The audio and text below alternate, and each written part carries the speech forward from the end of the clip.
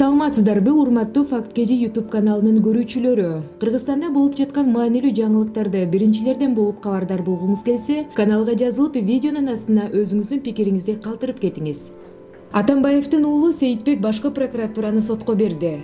Автомаш Энерго компаниясынын жетекчиси Сейит Атамбаев башкы прокуратураны сотко берди. Бул туурасында КСДП саясий кеңешинин мүчөсү Темирлан Султанбеков Facebook баракчасына билдирди. Сейит Атамбаев өз компаниясынын кадыр баркын, ишкердик беделин коргоо максатында башкы прокуратуранын үстүнөн сотко арызданды. Буга 2019 жылдын 1-ноябрда башкы прокуратура тараткан маалымат себеп болгон. Ал маалыматта жалган жала кемсинтүүлөр орун алган, деп жазат Султанбеков.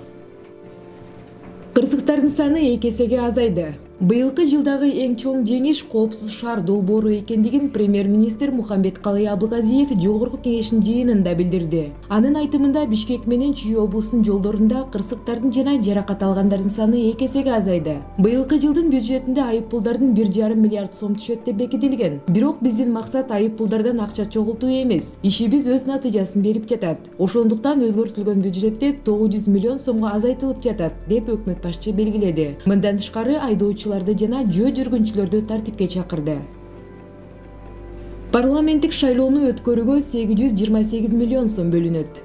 2020 жылы өтө турган Жогорку кеңештин жана жергиликтүү өз алдынча башкаруу органдарынын депутаттарын шайлоого 828 миллион сом каралган. Бул тууралуу премьер-министр Мухамбеткалый Абылгазиев парламент жыйынында билдирди. Мындан сырткары быйыл 10 жылда жүргүзүлүүчү эл каттоого 191 миллион сом бөлүнөт. Укук коргоо органдарынын реформалоого 2,3 миллиард сом каралган. Сот укук реформасын улантууга 725 миллионго жакын сом каралат. Жарандардын коопсуздугу үчүн жаза аткаруу мекемелерин Бишкек шаарынын четине көчүрүү иштери башталат. Өкмөт башчынын айтымында бул багытта атайын жумушчу топ түзүлүп сунуштар даярдалып жатат. Саймаитинин өлүмүнө шектүүлөр Кыргызстандын жарандары эмес. Маалыматка ылайык, Кытай жараны Айеркен Саймаитинин өлүмүнө шектүү деп кармалган Хусейн Ахметалиев, Абдулла Энвер мамлекеттик каттоо кызматынын бирдиктүү маалымат базасына ылайык Кыргызстандын жарандары эмес жана улуттук паспорттордун бирдиктүү реестрине ылайык аталган жарандар Кыргызстандын улуттук паспортторун алган эмес. Бишкек шаардык ички иштер башкармалыгы 20 кылмыш иш жоголгон. Башкы прокуратура тарабынан ички иштер органдарынын айрым кызматкерлери кылмыш иштин материалдарын жоготкону аныкталды. Бул тууралуу башкы прокуратуранын маалымат кызматы билдирди. Текшерүү иштеринин жүрүшүндө Бишкек шаардык ички иштер башкармалыгында ар кандай берене менен козголгон 20 кылмыш иш жоголгону такталды. Абалды ар тараптуу изилдөө жана тиешеси бар кызматкерлерди иш аракетине юридикалык баа берүү үчүн бул факт жазык кодексиндеги 331 беренеси боюнча кылмыштар жана жоруктардын бирдиктүү реестрине катталды, деп айтылат маалыматта. Сотко чейинки өндүрүш ишин уюштуруу УКМКнын Бишкек шаары боюнча башкармалыгынын тергөө бөлүмүнө тапшырылды.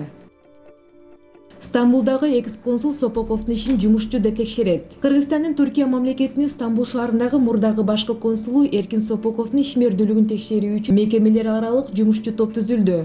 Бул тууралуу Тышкы иштер министрлигинин маалымат кызматы кабарлады. Жумушчу топ аталган министрликтин демилгеси менен түзүлүп, ага башкы прокуратура, улуттук коопсуздук боюнча мамлекеттик комитет жана Тышкы иштер министрлигинин өкүлдөрү кирди. Алар экс-консулдун ишин текшерүү үчүн Стамбул шаарына барышат. Жеке ишкер Айеркен Саймаити 10 ноябрда Стамбул шаарында өлтүрүлгөн. Алгач Кыргызстанда ишкердик менен алектенген Саймайтини өлтүрүүгө шектүү катары 3 адам Түркиянын кармалганы белгилүү болгон. Түркиянын Адана шаарына полициясынын башчысы Атилла Кылыч кармалгандардын экөө кыргызстандыктар экенин кабарлаган. Кыргызстандын Тышкы иштер министрлиги Кытай ишкери Айеркен Саймайтинин өлүмүнө шектүү катары кармалгандар кыргызстандык деген маалымат кийин жалган экенин далилденип калышы да мүмкүн деп билдирүүдө. Дагы башка кызыктуу жаңылыктарды биздин сайттан окусаңыздар болот.